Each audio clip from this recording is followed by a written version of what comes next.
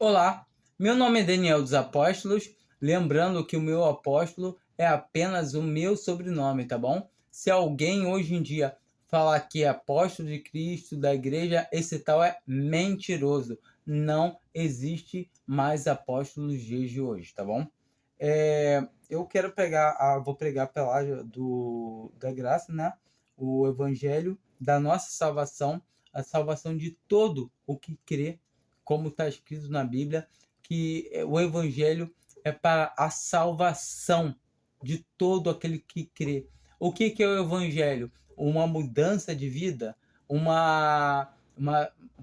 modo novo de viver, frequentar uma denominação, ou que as pessoas gostam de chamar de igreja, que não é igreja. Denominações não são igreja. A igreja é o corpo de Cristo. Bom, como eu estou dizendo aqui, o evangelho não é nada disso. O evangelho não é uma mudança de vida, de estilo de vida, de como viver. Não é largue seu vício que venha servir a Deus para ser salvo. Largue isso, aquilo que você está fazendo e venha servir a Deus para você ser salvo. Não, isso não é evangelho. O evangelho é boas novas de salvação. É você entender que você é pecador, que não tem nada de bom em você, como diz a Bíblia, a palavra de Deus, que de Adão para cá todo homem nasce já com a raiz do pecado. Desde bebezinho, quando ele é gerado do ventre da sua mãe, ele já é pecador. E o único homem que veio a essa terra sem pecado foi o Senhor Jesus Cristo. E não pode haver remissão de pecados sem derramamento de sangue. Ou seja, tinha que morrer um inocente, e não existe inocente a não ser o Senhor Jesus. Então, esse é o evangelho, saber que um inocente, o Senhor Jesus, sendo Deus, ele se fez carne, habitou entre nós e morreu nos nossos pecados, ressuscitando ao terceiro dia para todo aquele que nele crê tenha a vida eterna, hoje, já agora, né? Talvez ter, não, isso não existe. A vida eterna, quem tem a vida eterna, tem eterna, a eternidade.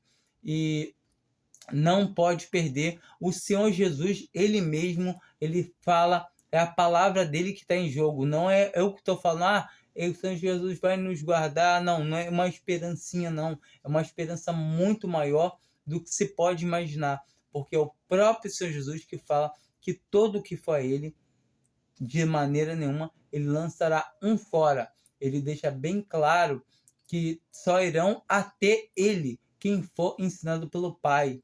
E isso está em João 6. E como assim ser ensinado pelo Pai? E a resposta está em Efésios 2.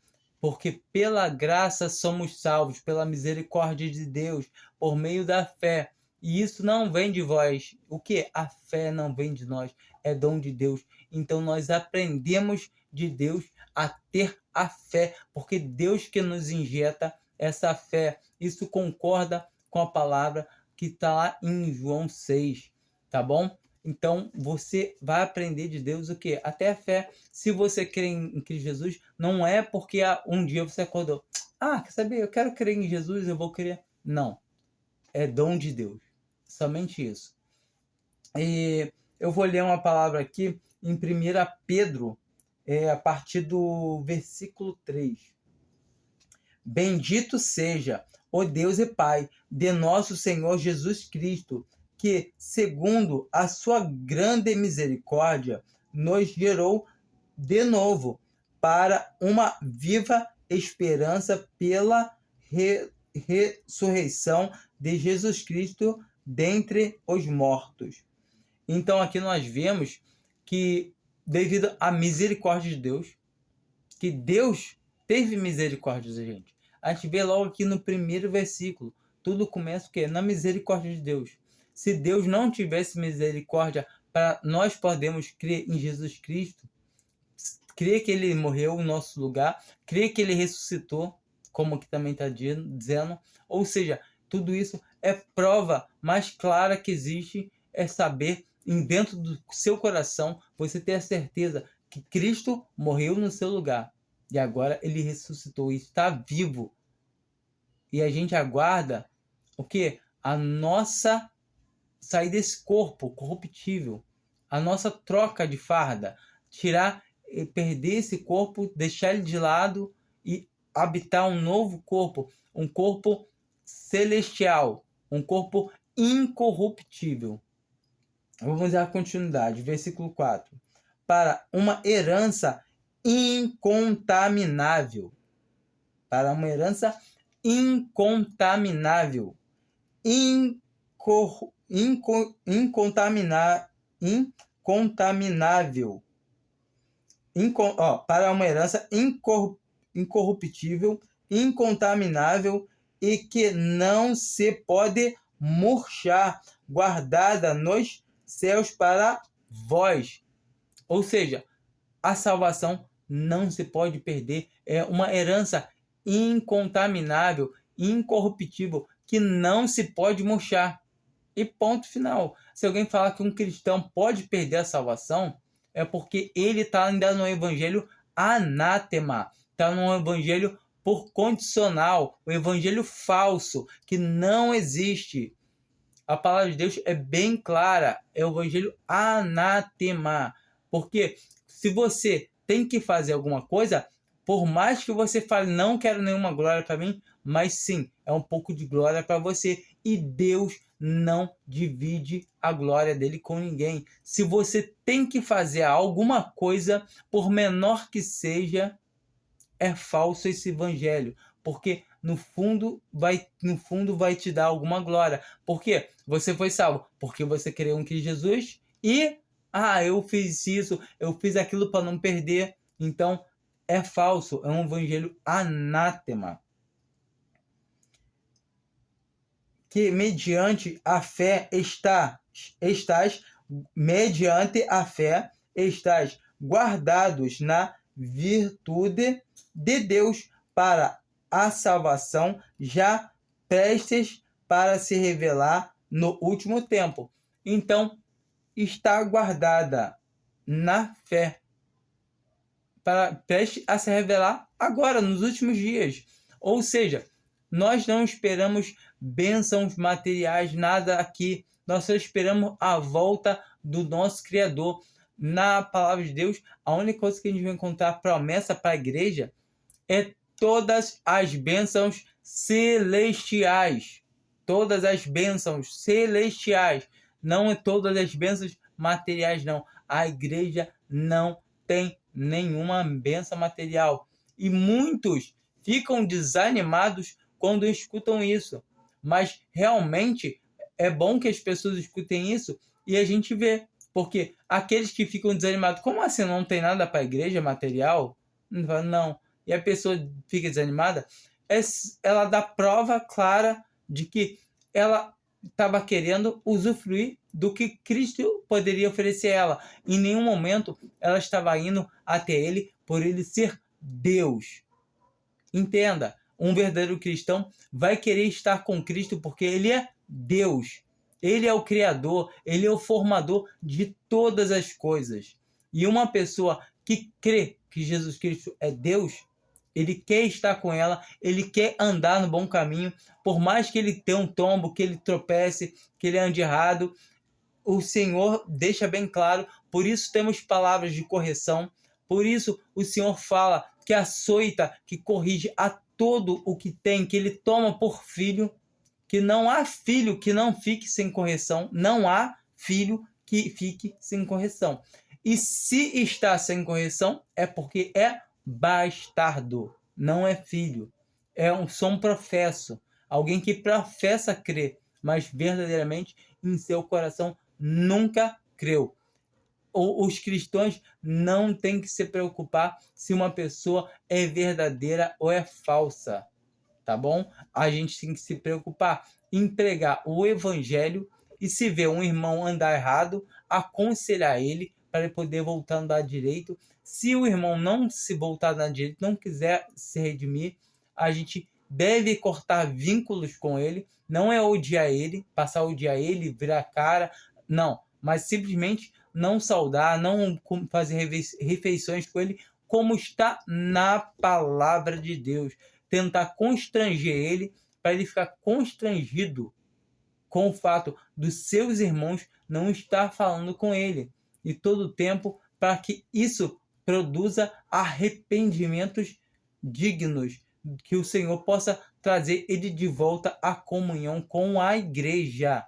Entenda que igreja são todos os salvos por Cristo Jesus. Não é uma denominação, não é um templo físico.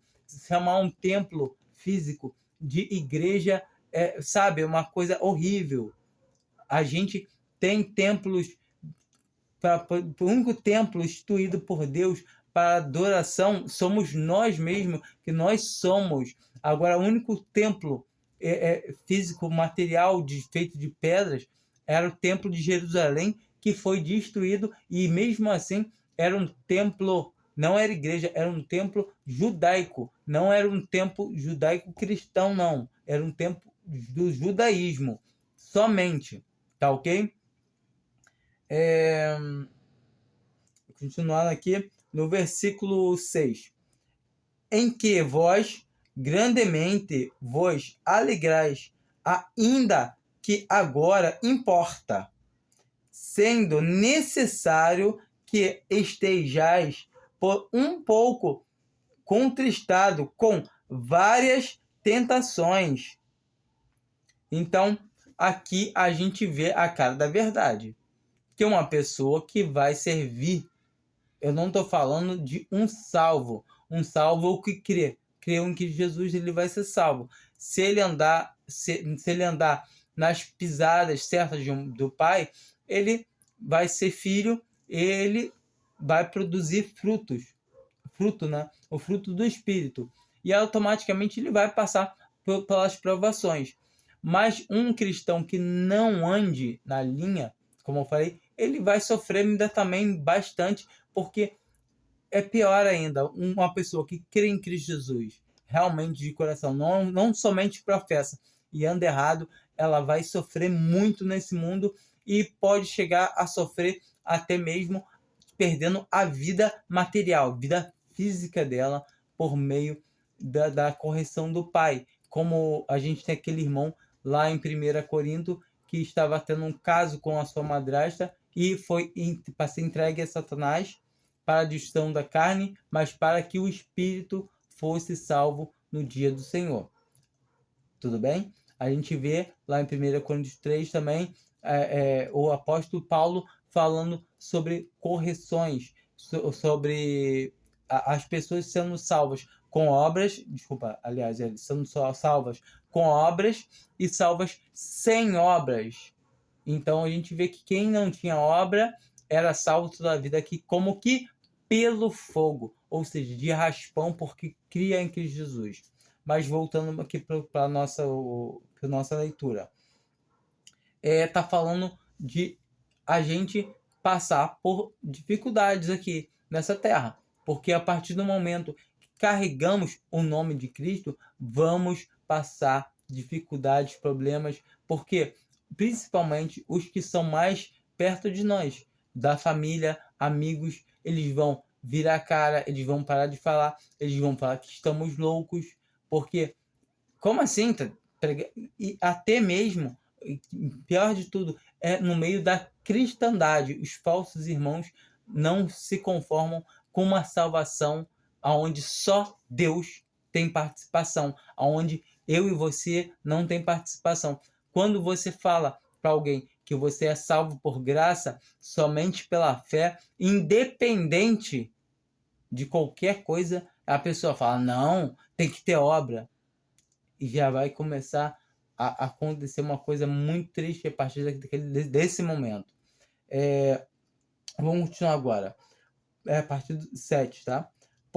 Para que a prova da vossa fé, muito mais preciosa do que o ouro que perece, e a prova é provado pelo fogo, se ache em louvor e honra e glória na verdade, na revelação de Jesus Cristo.